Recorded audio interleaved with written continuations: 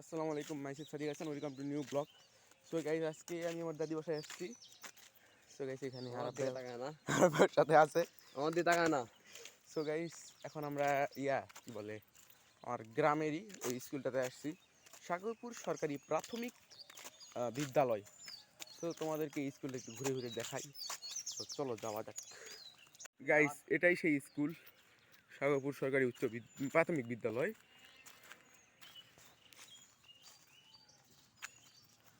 দেখো চারিপাশে পুরা সবুজ। আজকে তোমাদেরকে আমি মাটির বাড়িও দেখাবো। আপনাদেরকে হ্যাঁ, তোমাদেরকে তো চিনে যে তোমাদেরকে আমাদের বাংলাদেশের জনপ্রিয় একটি চাষাবাদ, সেটা হচ্ছে ধান।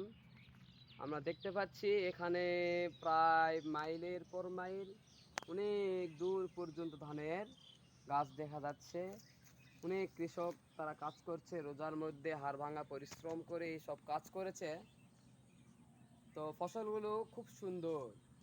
যখন ফসলটা হয়ে যাবে, আমাদের বাংলাদেশের প্রত্যেক বাড়িতে প্রত্যেক ঘরে ঘরে সোনালী ধান উঠবে। আবার হেমন্তকালের সেই সোনালী ধান, বিভিন্ন পিঠাপুলি অনুষ্ঠান, প্রত্যেক বাৎসরিক আমাদের যে অনুষ্ঠানটি হয়, ইনশাআল্লাহ এই বছর হবে। তো দেখতে পাচ্ছি খুব সুন্দর ফসল হয়েছে। আর ওই যে সামনে দেখা যাচ্ছে খুব সুন্দর সুন্দর খেজুর গাছ। দেখেন, একটা জিনিস বুঝলাম না, স্কুলের মধ্যে বাস কেন?